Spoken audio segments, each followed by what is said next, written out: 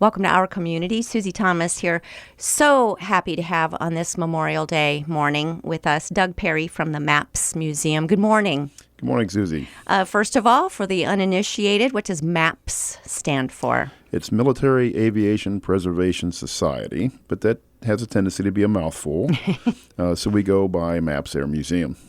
And for those that might not be aware about it, tell us a little bit about this museum, how long it's been there, and what we can find there. Well, the MAPS Air Museum started 26 years ago, believe it or not, with a small group of people who were dedicated to preserving military aviation. They started with one airplane. We currently have 46 different types of aircraft and over 700 members. That's over about 1,085 total people, but 700 plus memberships. And we grow bigger every year. Yeah, just incredible. How long have you been there? I've been there about 3 years now.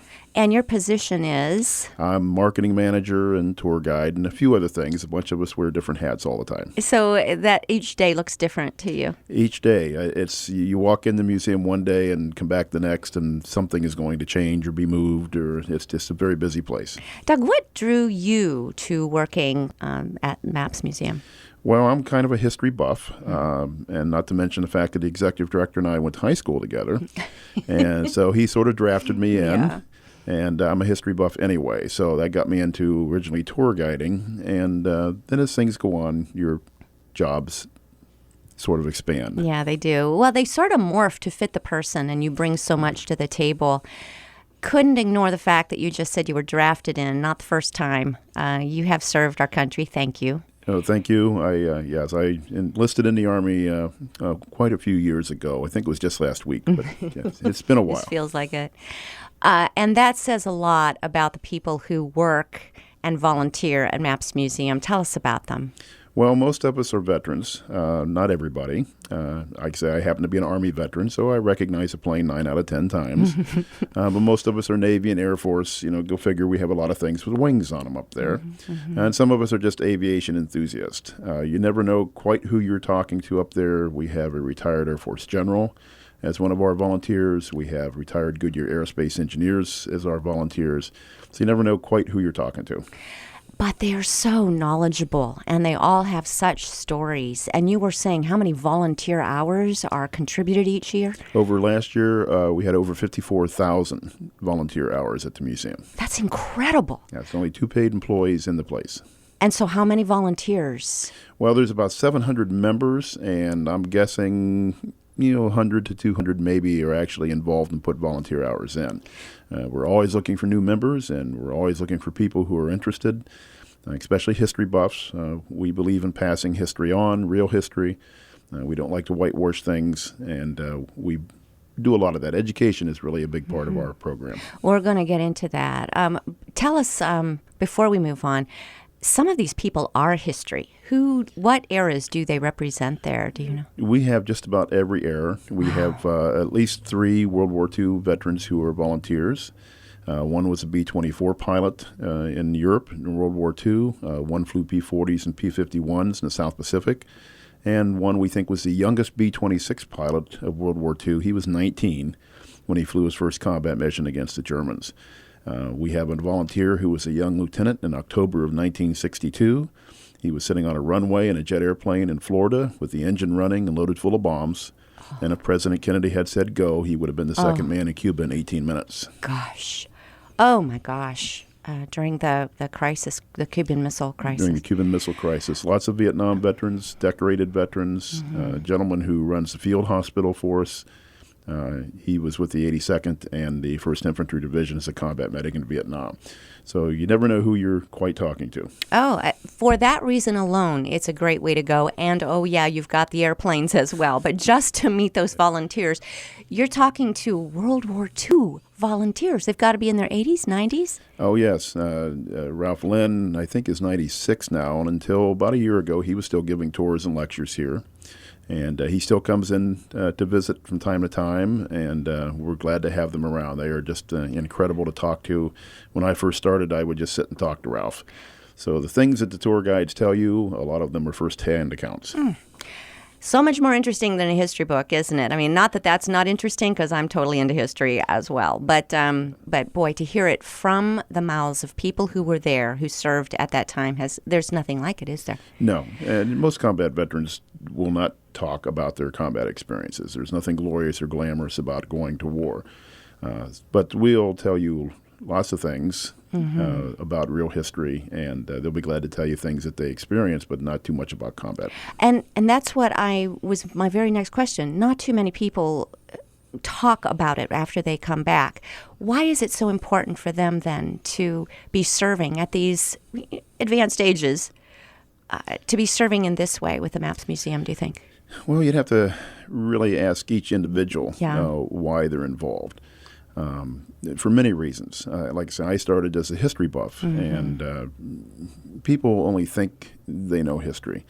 Unfortunately, a lot of history comes from Hollywood, and Hollywood has a tendency to embellish things for movies' sake, to make it more interesting or whatever. As if you need to. Oh, yeah. It's just, yeah. I tell people, George Washington didn't have wooden teeth. Betsy Ross didn't make the first flag. And Paul Revere didn't ride through the countryside yelling the British were coming. He was British. That would have been stupid. So he was. Okay, you just totally rocked my world and everything I ever learned. So I obviously need to start all over again. Yes, it's just what we think we know.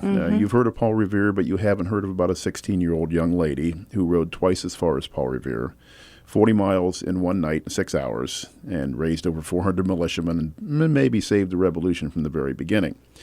But given the times, she was just a girl, and nobody wrote a poem about her. Wow. Yeah, it's in the history is in the hands of the people who write it down, isn't it? Our education director always says that history is written by the victors, but it's always written by the home team. Oh, wow. Isn't that it? What's her name?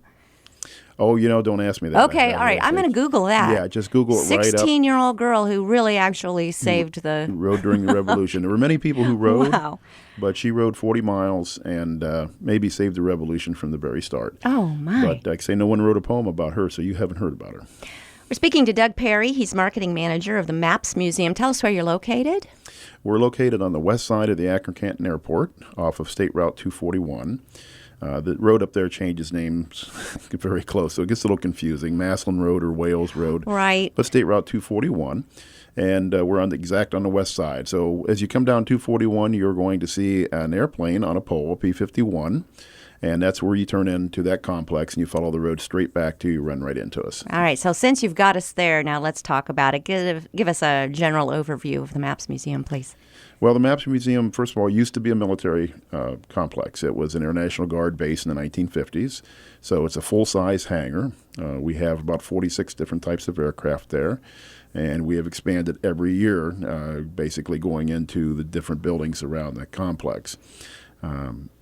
We're expanding into the future, and we can talk about that as we have plans on. But it's really an interesting place to be. Besides visiting the museum, we're right on the airport. I mean, we are part of the airport. So as you're visiting the museum, you're going to see airplanes taking off and landing at the Akron-Canton Airport. What kinds of planes are there on the grounds that we get to see? And do you get to go inside and everything? Absolutely. We have airplanes from some very, very rare airplanes. We have a 1908 Martin glider that's on loan to us from the McKinley Museum, and it was built right here in Stark County, Ohio, in 1908 by Mr. William Martin, who was a farmer. We have one of 6 or 7 B-26s in the entire world that are left that we know of. We have a tri-wing airplane from World War I.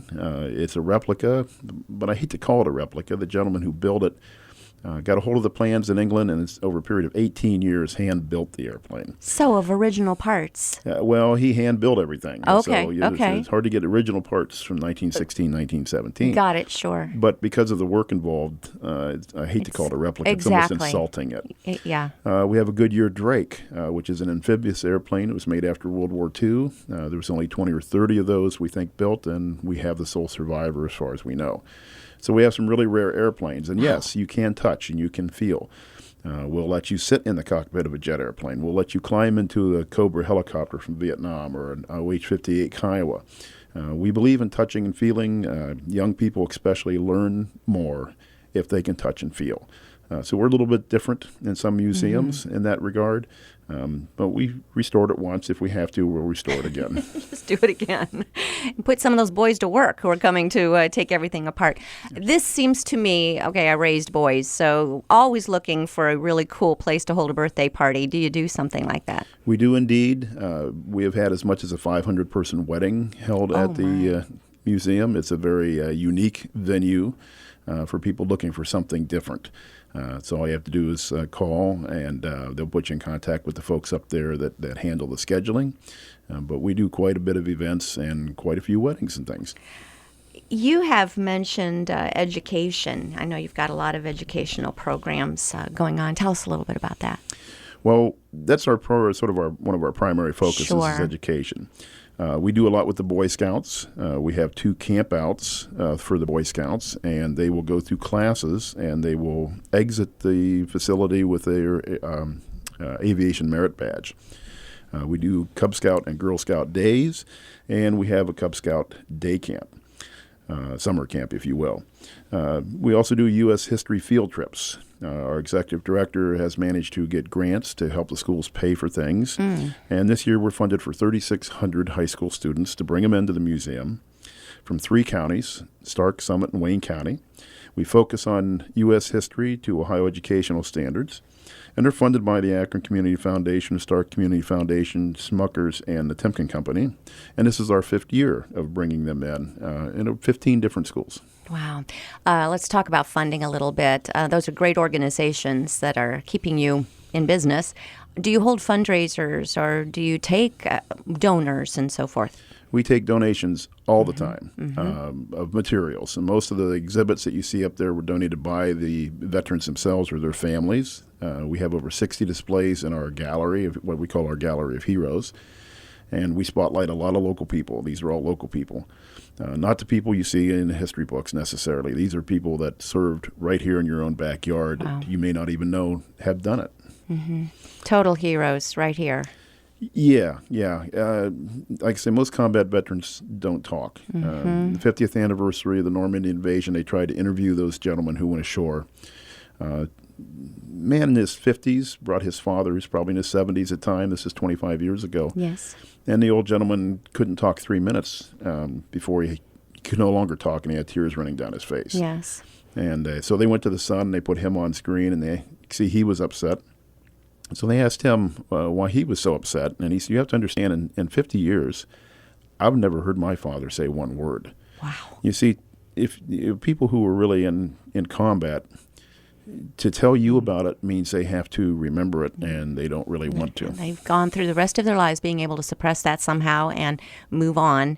And, it's almost cruel to ask them to think back. They'll talk to other vets and Sure. things like that, but not too often will they talk about it because they have to remember to do it. I'm curious as far as when the youth are getting to visit all of this, the Boy Scouts, the Girl Scouts, and so forth. First of all, what kinds of things do they get to do? And second, what's their response, their reaction? It's varied. The high school students, they have sort of learned it's not cool to be interested. So you never know quite sure who's paying attention and who isn't. But this is cool. Yeah, it is cool. I've stood at the door as they were coming into the museum, and I see their eyes get big as they look around, and they see all the things around them. It's like, oh, wow, that's cool. Or to sit in an airplane, and we joke with them sometimes. If they're sitting there with the, can I flip switches? And I sure, but just don't start it up. And their eyes get big as saucers because it's like, what? This thing will start? No, it won't start. I'm just kidding. That's good. But no, they it's really some of the amazing. The responses are incredible sometimes. I mean, when some of our World War II vets are there, we have young people who want to take their pictures with them. The big smiles on their face when they can actually sit in a helicopter or something and look through a sighting system for themselves. It's very rewarding to see that kind of thing. And we get feedback from the young kids especially that come in. They'll send us big banners, thank you, and just the amazing things they talk about. And the questions. never underestimate the youngsters. The questions are incredible sometimes. And if they don't realize it at that time, they will realize that their freedom, they have those people to thank. We need to take a break on this Memorial Day. You're listening to Our Community.